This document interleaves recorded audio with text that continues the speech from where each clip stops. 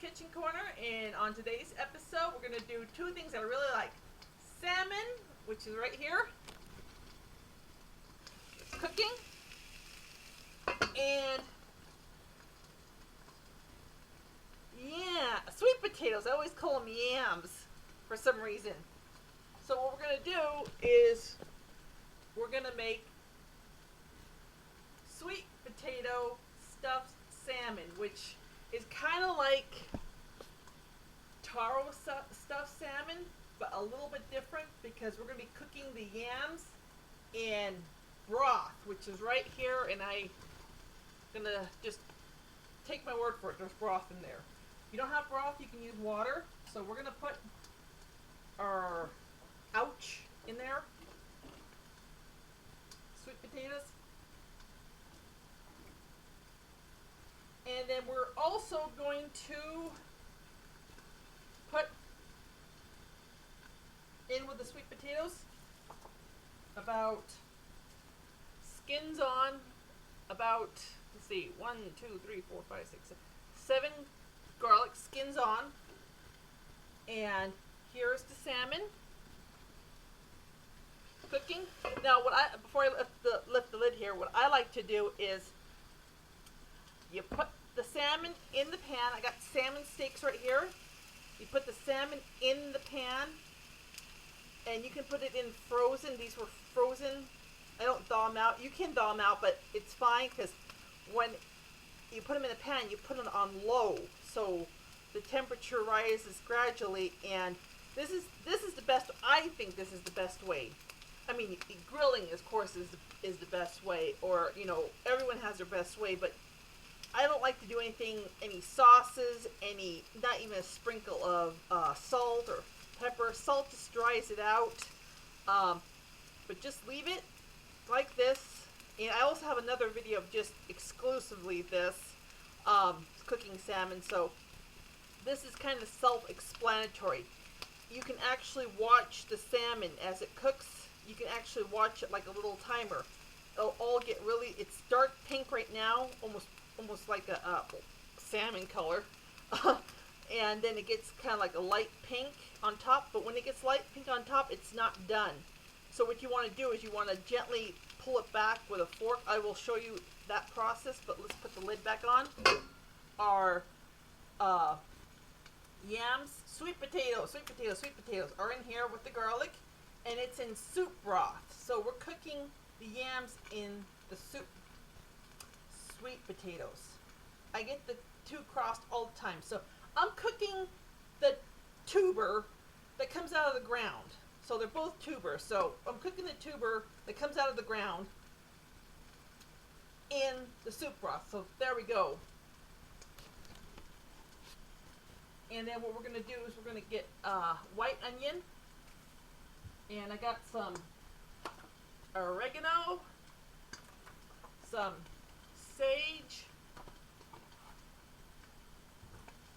a mixing bowl,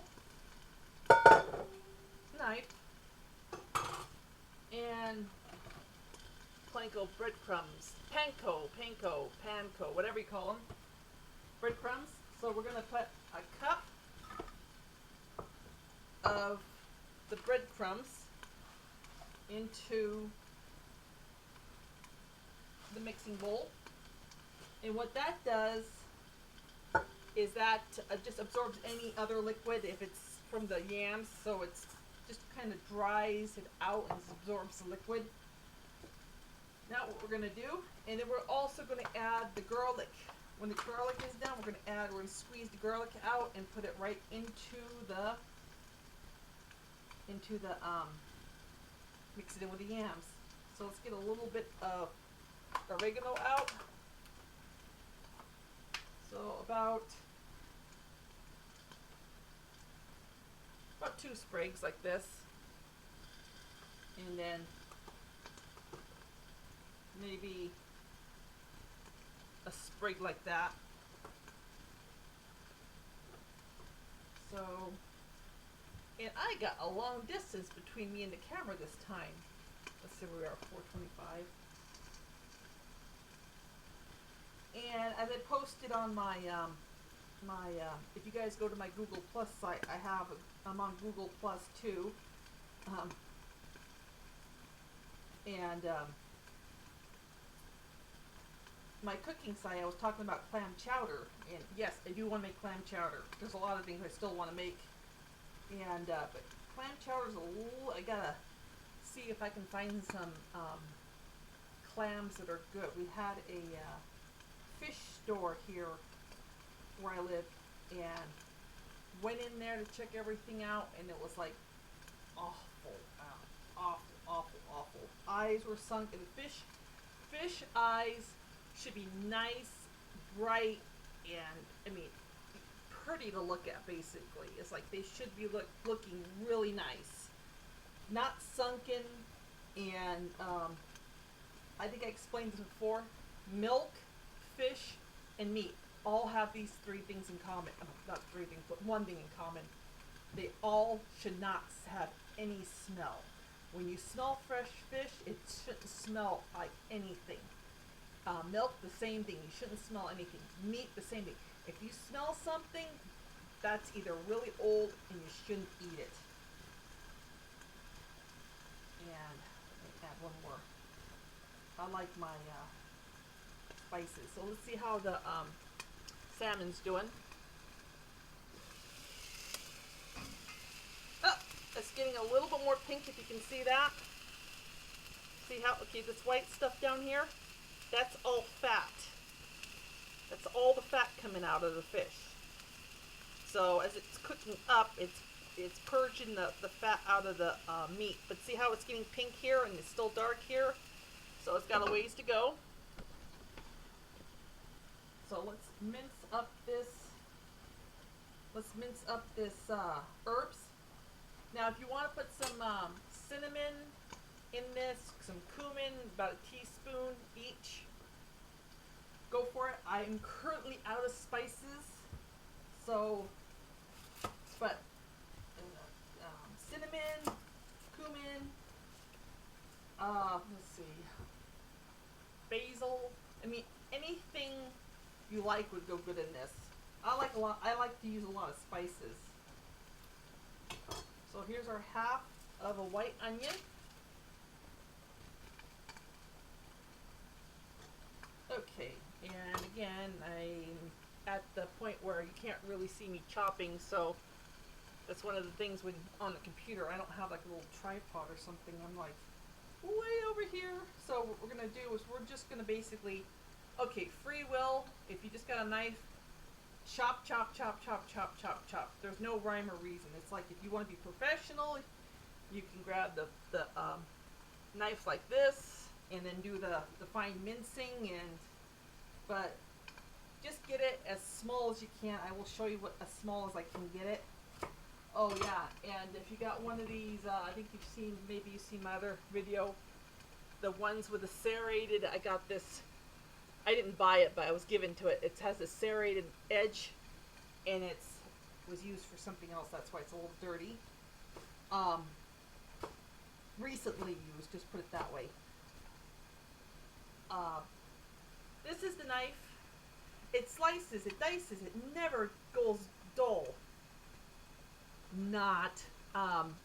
This knife is good for onions and tomatoes. That's it. For chopping, no. Chopping, it's not any good because it's got all these serrated edges, and when you're chopping, it's missing. It's not getting, see how this one has that, it goes right to the board, so you get in there and you chop it. Now if you have some cilantro, you can add some cilantro to this too. And if you don't want to add this much onion and this much, just basically this much onion, you can add less. I like onion. Let's check our timer. Let's check our yams. So where's that little knife? Oh, there it is. Get a knife with a sharp point and preferably a long knife. Now after this is done cooking, we do not throw away the broth. No way. We put this back, cool it down, put it back in the freezer, and use it for soup. There's no, it just, the yams add extra flavor. Okay, these are getting done. So these cook really fast. So what you want is, now if you, you want to take the big piece out. Now if it falls right off when you pick it up, that's a good sign. Because see how it doesn't want to stay on? Oh, yeah, you can't even pick it up when you poke it. That's a real good sign. But you still want to take it out, and you want to take a little piece off, put the rest back in, and always do that with the biggest piece. And let's cool it down.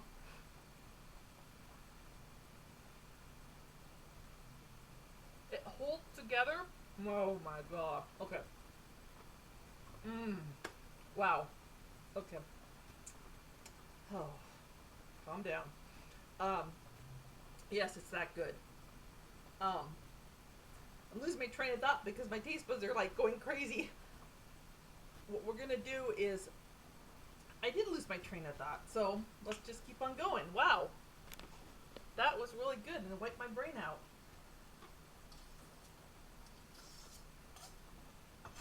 So it was a little bit, it wasn't crunchy, it was soft, but it wasn't mushy. So not like when you bite into it, there's no crunch, but it gives and it falls off the knife, and that's what we're looking for. So I'm just gonna let it cook a little bit longer. As soon as I'm done chopping these up,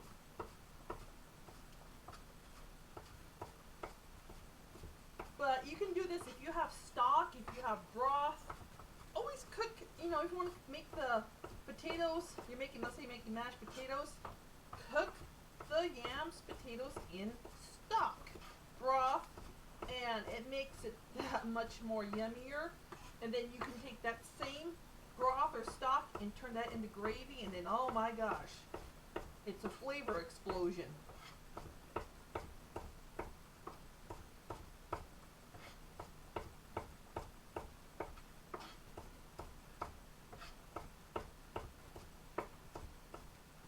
Okay, I think this is good enough.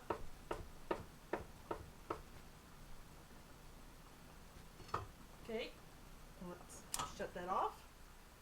And having one of these is really handy.